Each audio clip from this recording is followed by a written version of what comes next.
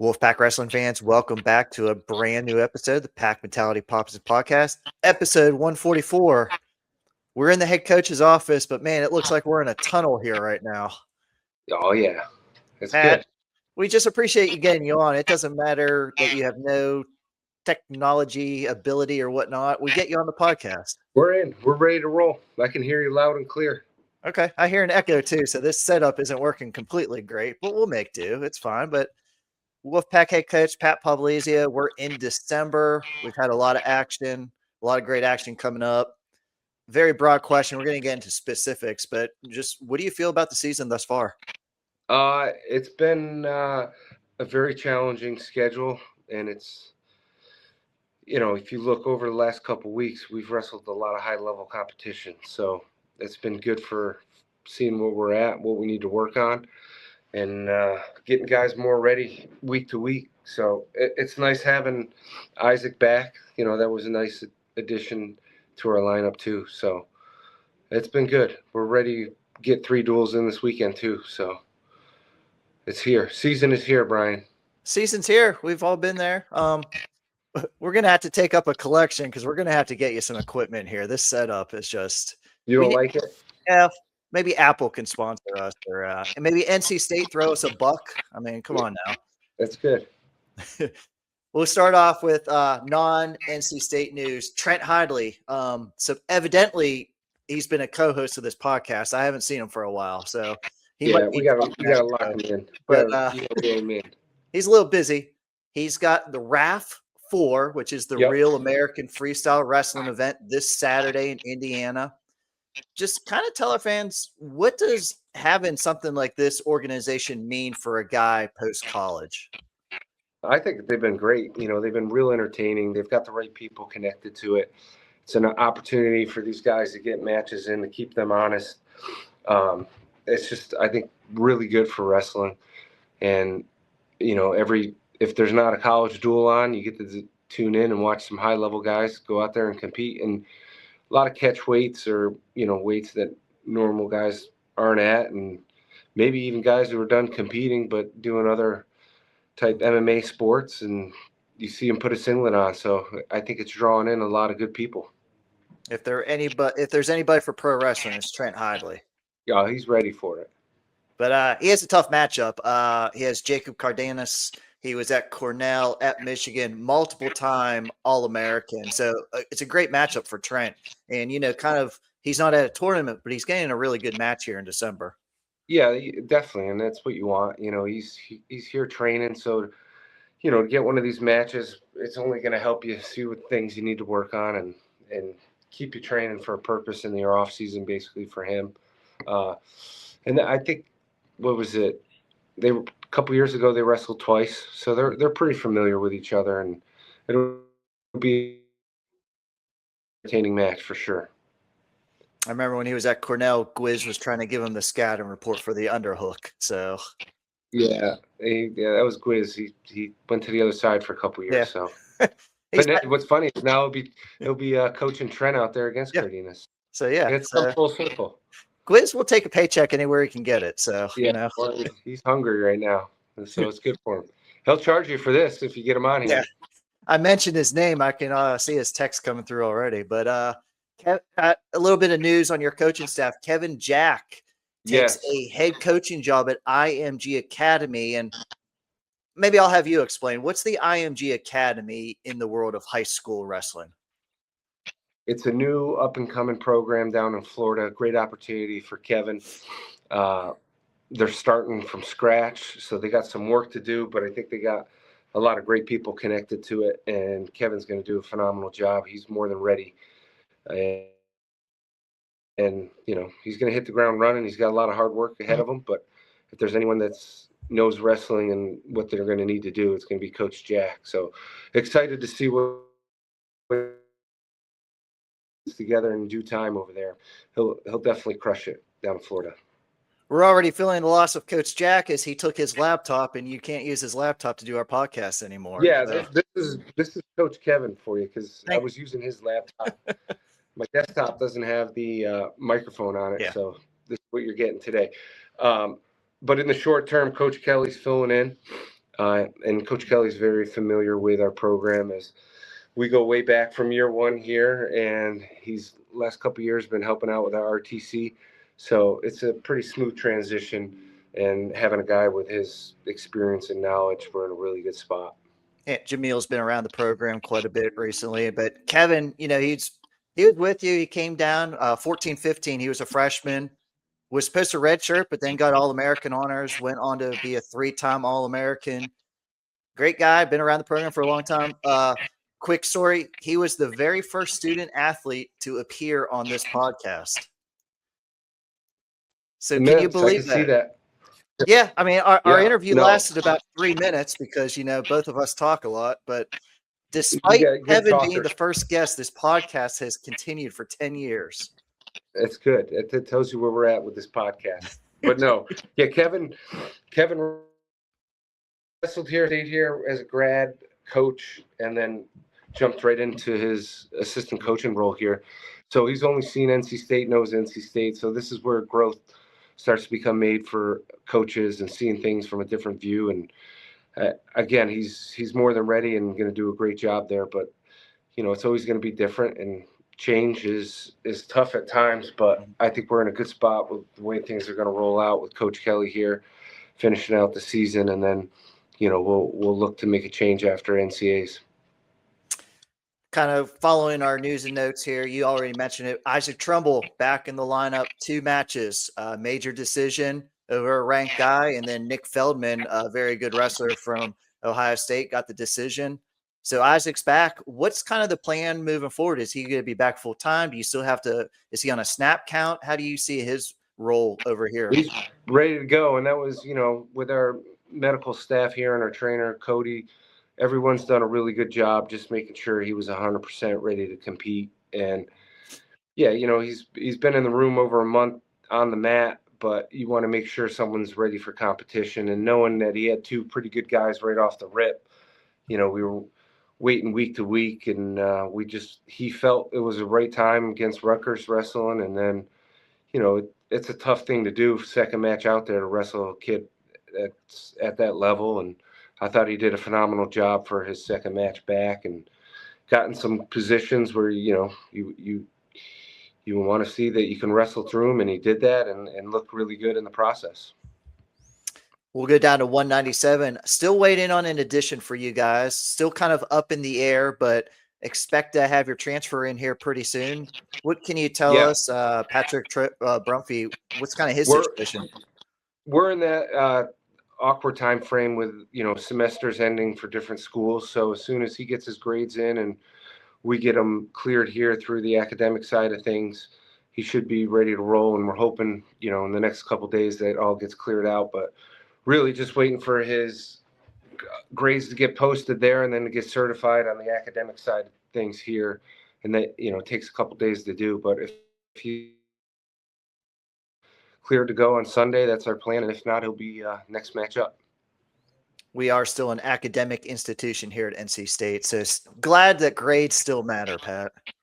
Grades matter, and I'm happy to say we finished above a 3.0 this semester as a team, so we hit our first academic goal. We got to raise the standard a little bit, but we had a lot of guys do very well this semester. Finals over for you guys, or you guys? They're over. So we can just train all day. Pat loves that. Yeah, guys love it too. One other kind of thing that's come up recently, it looks like 133 now. It was competition all throughout. Zach Redding, Troy Homan, both have got time in your lineup. What's kind of going on with 133 here?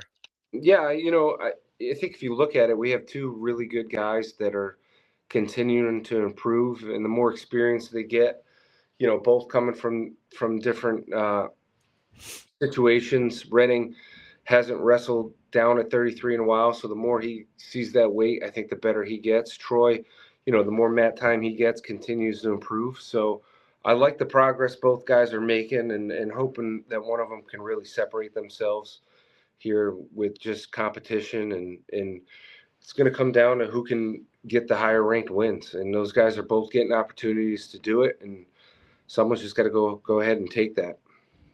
was gonna say, in the back of your mind, you still have to worry about NCAA allocations as well, so that Yeah. plays a factor into who's getting a Yeah, spot here. as you get a little closer towards the end of the year, you got to really lock in, but it's still early enough and different tournaments and dual meets that we have.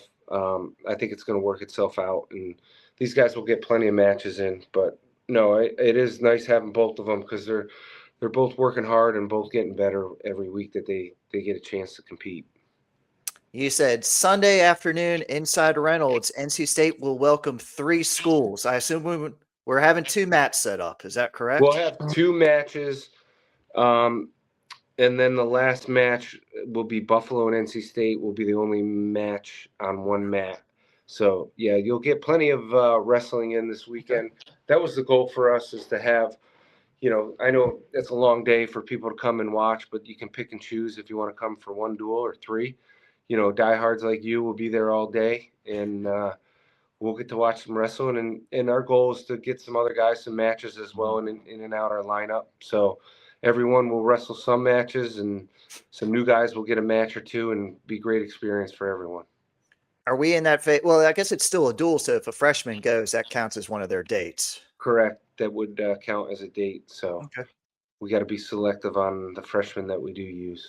Who's keeping this notebook for the coaches tracking these freshmen? Trust me, we got the whiteboard out every Okay. week where we're analyzing.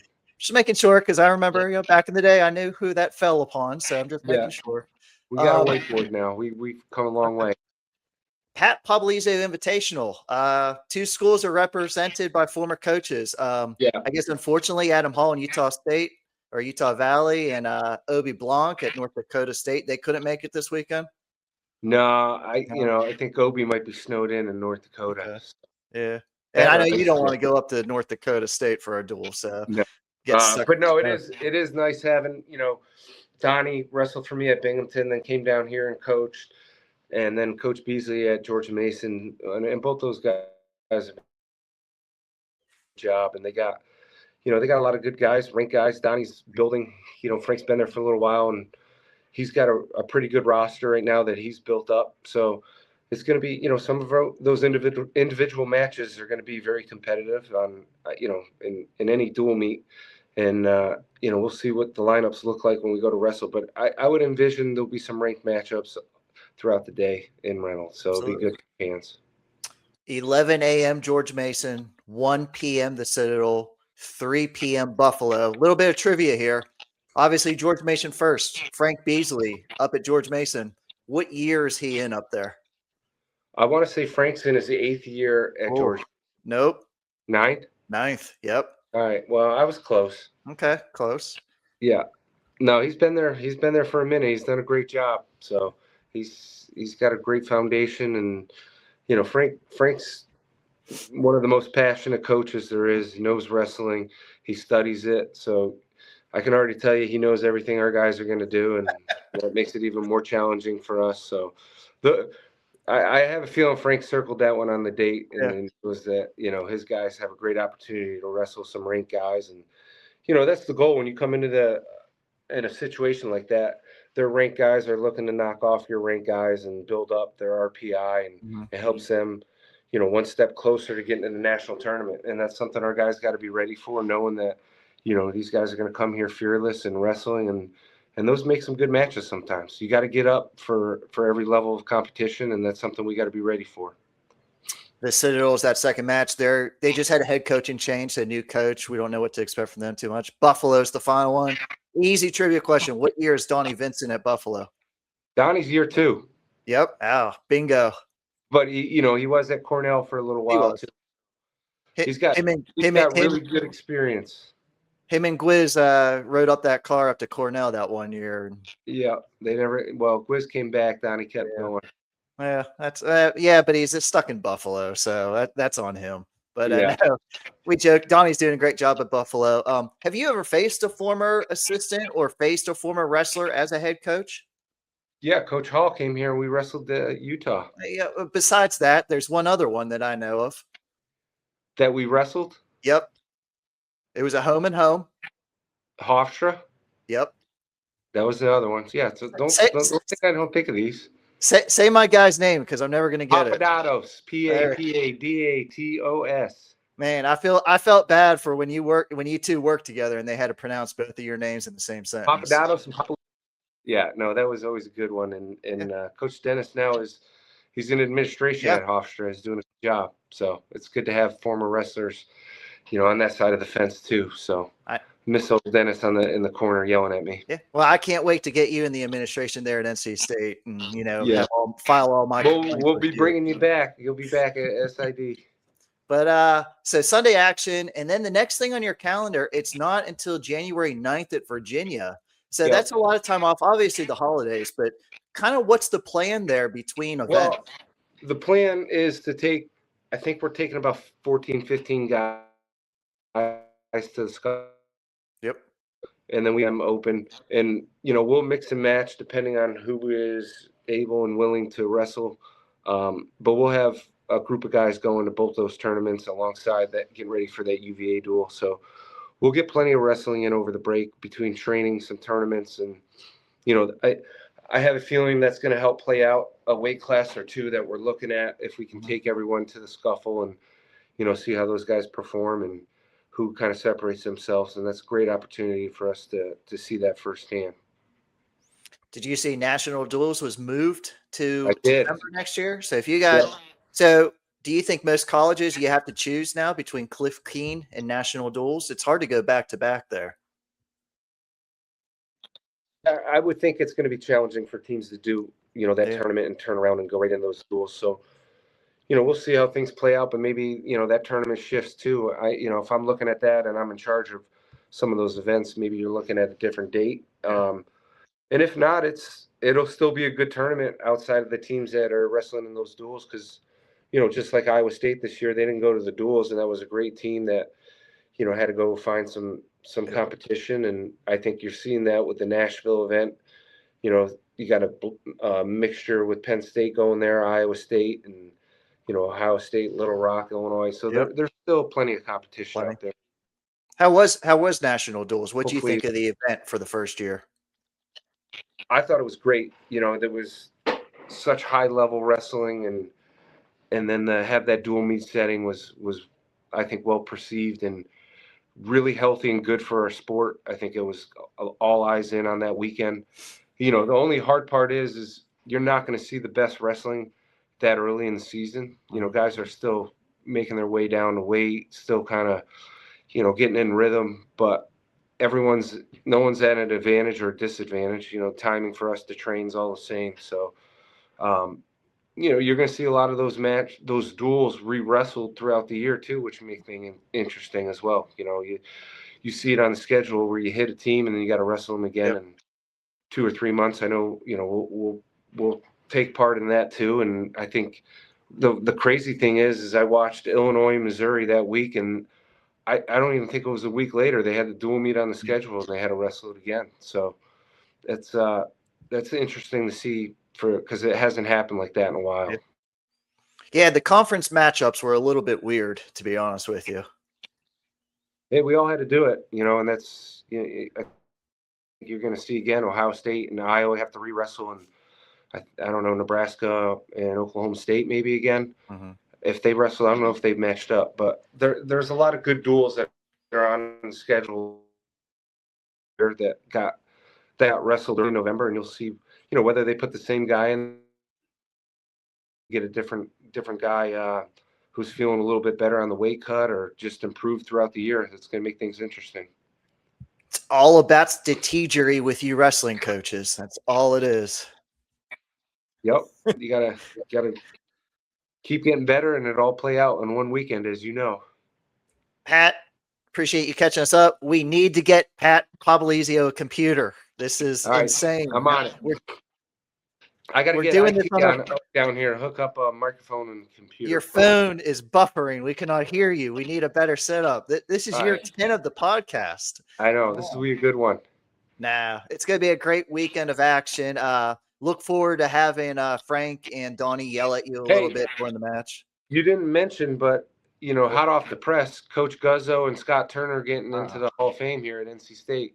That's right. I figured that would be, a nice trivia question with some trivia type stuff that we could work off. So next time you have some work to do.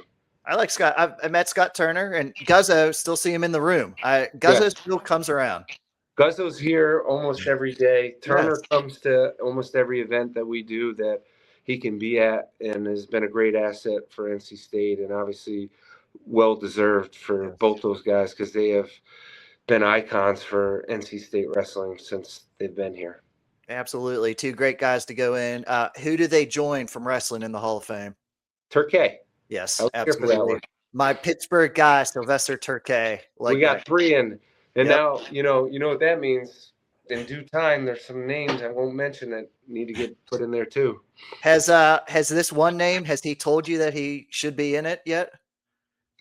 We won't name names. Okay. I know there's sure one guy that wants to get he's in looking there. at everything, wondering when that's coming. But no, I think we all know. I mean, historically, the people that have won national titles here, you know, in their time will find their way back to. It's inevitable. Tell one guy not to stress. He is going to get in very soon. I feel like so. I do too. I think his resume mirrors a lot of the. It does. Talent that's floating around on that Hall of Fame. He gets pissed at me because I call him a 3-time All-American, but that's he only won it 3 times here at NC State. Yeah, but in the NCAA history books, he's a 4-time All-American. So. But when I was the SID, I only can't. You know, it matter what you do. Well, that's just because you was salty, angry SID at times, and now you're not. No, I'm even saltier and angrier now. Just not an SID. You look it. There's a smile ear to ear on you. Pat, thanks for catching us up. Great weekend of excitement. Hope to see everybody in Reynolds. I know it's going to be a little bit different. You're facing some of your old guys, but they're having, like you said, their guys are going to come in here hungry because they're going to tell them what NC State is, what NC State means, and they have a lot of good guys on their teams. Yeah, no, there's going to be talent across the board all day. So individual matches will be competitive, and we're looking forward to it. Give a chance, get 3 back-to-back matches, something we need. We haven't, historically get to see a lot of dual meets like that, and this will be a good one for us to do. It's another Pack Mentality Pop-Ins podcast covering NC State wrestling. Until next time, get Pat a computer and go Pack. I like that. It's got to shine.